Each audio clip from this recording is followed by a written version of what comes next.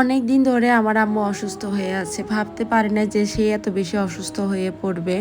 এত যে ডাক্তারের কাছে দৌড়াদৌড়ি করবে কখনো ভাবিয়ে নাই। অসুস্থ থাকার কারণে আমার আম্মু তোমাদের সাথে এত ভিডিও শেয়ার করা হয় নাই।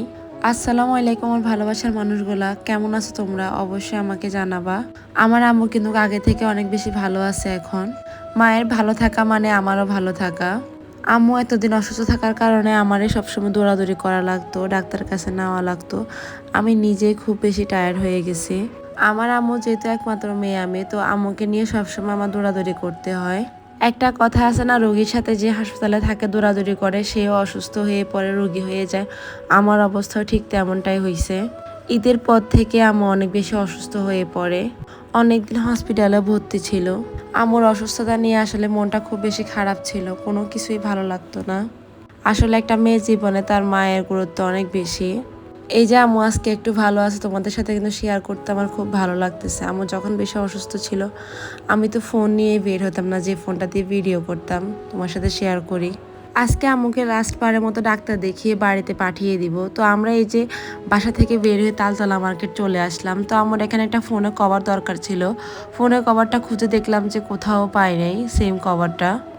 আর এই যে একটু চটপটি ফুচকা খেতে মন চাচ্ছিল, যেহেতু তালতলা মার্কেট আসছে, এখানে কিন্তু ফুচকা চটপটি খুব বেশি মজা। আর আমার মেয়ের কিন্তু ফুচকা অনেক বেশি পছন্দ।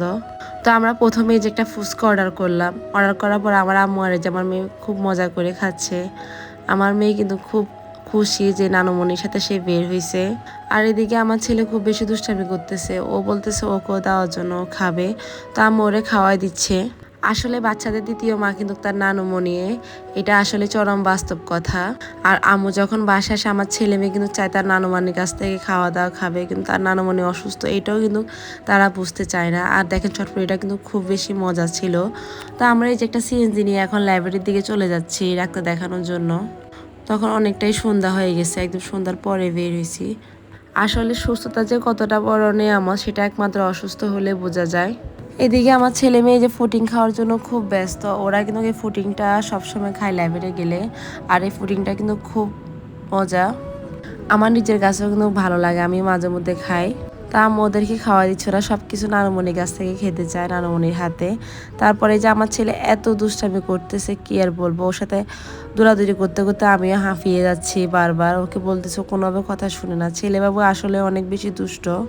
আমার মেয়ে কিন্তু এত দুষ্টামি করতো না ওই বয়সে থাকতে। তা আমাদের এই যে ডাক্তার দেখানো শেষ, এখন আমরা যে ফার্মেসি থেকে ওষুধ নিয়ে চলে যাব বাসায়। তো নেক্সট কোনো ভিডিওতে আবার দেখা হবে তোমাদের সাথে।